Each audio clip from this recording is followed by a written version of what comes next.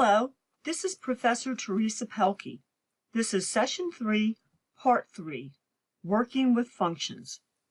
In this video, we'll take a look at SQL functions and how they are used. We'll only be able to look at a few functions now. MySQL has over 400 functions, with many of those used for specialized purposes. We'll look at a few of the more commonly used functions. To start with, we need to consider what are functions. In SQL, a function is an operation that acts on one or more column values to produce a result value. A function can be used to calculate a result. It can be used to transform a value, and it can be used to format a value. You'll see some examples of those function usages in this video. Now, if you are familiar with a programming language like PHP, JavaScript, Java, C#, or whatever, you'll immediately see that for most of the functions in SQL, there are equivalent features available in the programming language that you work with. So the question is, should you use a function in SQL or just return the data from the database and use functions in the programming language? It turns out there is really no good answer to this question without knowing what the application is doing, that is, how is the data being used. It also depends upon who is writing the SQL and who is writing the application. In some cases, you will write both the SQL and the application code. In other cases, a database administrator, or DBA, is responsible for writing all of the SQL code, and the application developer works with what is provided. So we won't spend any more time trying to decide if a particular function should be used in SQL or in the application. Instead, we'll just look at how functions are used in SQL. For our first example of a function, we'll look at the string concatenation function, concat. Concatenate simply means to join together. When designing a table, it is usually a good idea to split string data into separate columns. For example, a person's name usually has at least two columns, first name and last name. By splitting the name into two parts, it is easier to sort the data by the name values. Another example of splitting a string value is with an address. When you get a package shipped to you or receive a letter in the mail, the last line of the address is typically the city, state, and zip code all on one line. But in the database, it is usually best to split the city, state, and zip code into three separate columns. So when the data is split into separate columns, you can use the concat function to join the column values together. Here you see an example of joining my last name and first name using a comma and a space as a separator between the two names. The concat function takes a list of column names or string values. You can also put a number into the list and the number is converted into a string. There is no documented limit for the number of items that you can use in the concat function. The list of values that are inside the parentheses are called the arguments to the function. Many people also call the list of values parameters. Technically, arguments is the correct term, but parameters is so commonly used that in everyday usage it is okay to say parameters. Notice that we're using the as keyword to assign the column alias professor to the result value. So when you run this statement, you'll see the value displayed in the result grid under the column heading professor. Keep in mind you can use a column name in place of the quoted string values shown here. For example, if you have a column named last name and a column named first name, you could put those column names into the concat function in place of the quoted strings. MySQL includes a convenience function named concat_ws. It is called a convenience function because it provides a more convenient way to perform concatenation compared with the concat function. Concat_ws stands for concatenate with separator. Concatenating many values together with a separator is such a commonly needed requirement that MySQL provides this function. For example, you might want to create a result set in a comma-separated variable or CSV format. This example shows how to use the concat_ws function. Notice that the first argument is the string value that will be used as the separator. In the example, the separator is a comma followed by a blank space. So the rule is you can have 0 or more characters as the separator value that is to be put between each of the concatenated values. Notice that I said 0 or more. It is okay to use an empty string as a separator. An empty string is when you have two single quote characters right next to each other without a blank space. If you put a blank space between single quotes, you'll get a blank space as the separator. Following the first argument, which is the separator, you can have as many column names or values as needed. Each of the remaining arguments is concatenated with the separator value. So you can see that I built up a string of my name followed by my degrees. The resulting column alias is named Professor 2, and that is what you see in the result grid. Keep in mind that concat_ws is a MySQL function. If you need to work with other types of databases, for example, SQL Server or Oracle, those databases might not have a function of the same name.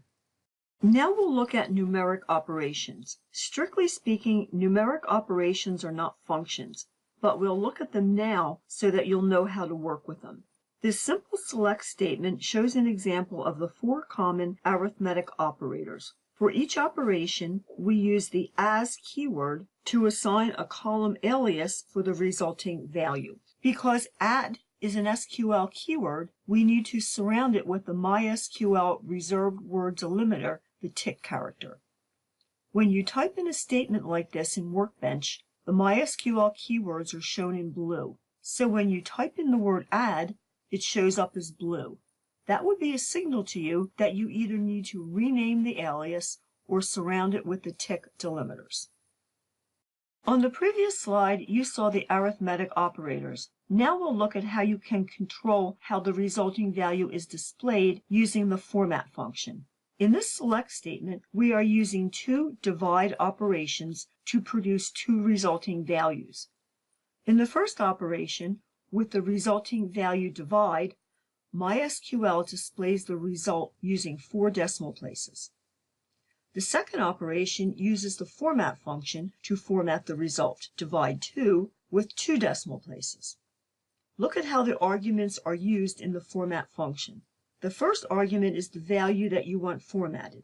In this example, the argument is actually an arithmetic operation, so the resulting value of the operation is used as the value of the first argument. The second argument in the format function is the number of decimal places.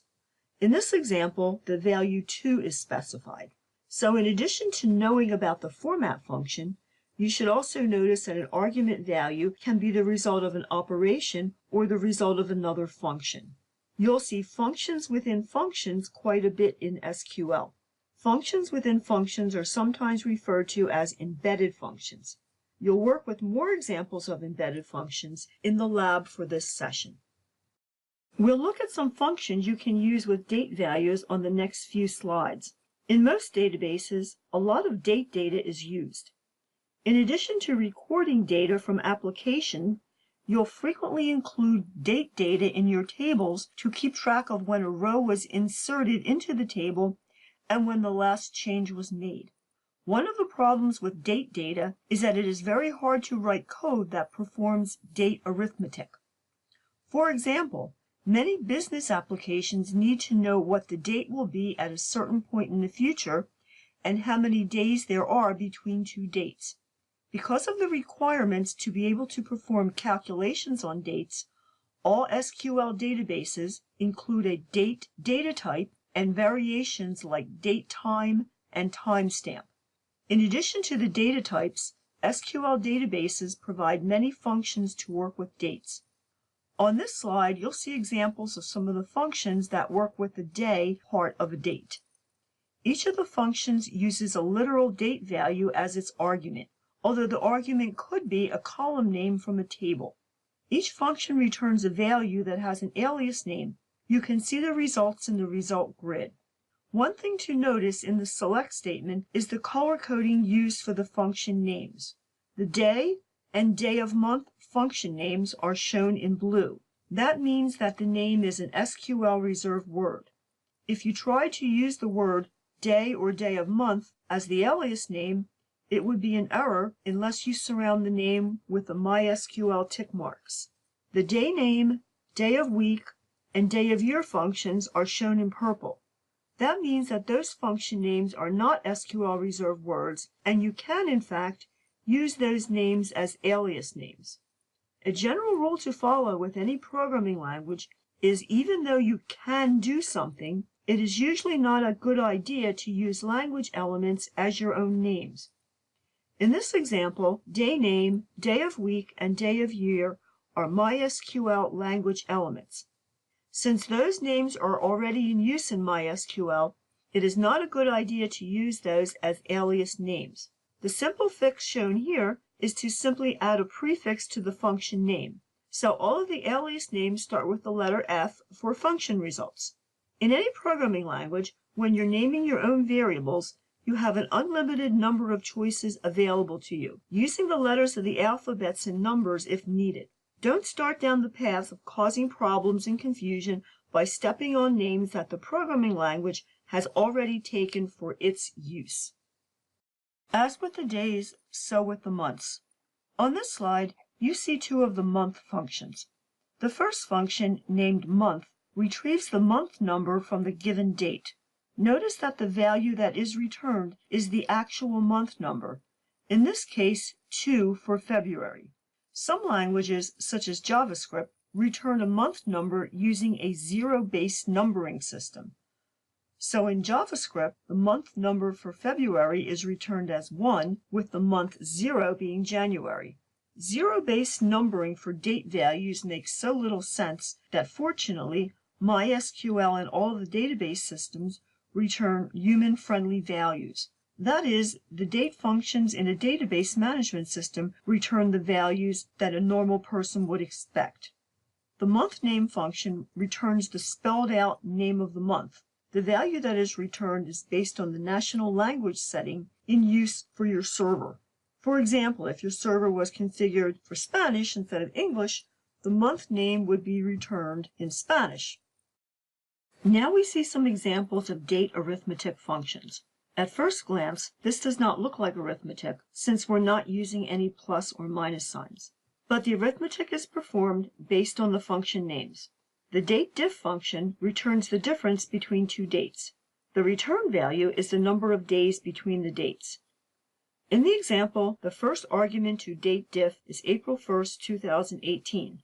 The second argument is the now function, which returns the current date when the select statement is run. So on the date this statement was run, there are 49 days between April 1st and the now date. The addDate function shows how you can find out what the day will be in the future. The first argument is the starting date, and the second argument is the distance, or how many days away from the argument 1 date you want to use. In this addDate, it shows that 49 days from February 11, 2018 will be April 1st, 2018. You can specify the argument 2 value as a negative number. For example, you can enter minus 49 for argument 2. In that case, the value returned would be the day that it was 49 days before February 11, 2018. With that, we're done for this session. In the lab for this session, you'll work with select statements, aliases, and functions. In the next session, we'll learn about the order by clause of the select statement. Using order by lets us retrieve data from a table, sorted in the order that we need it for the application.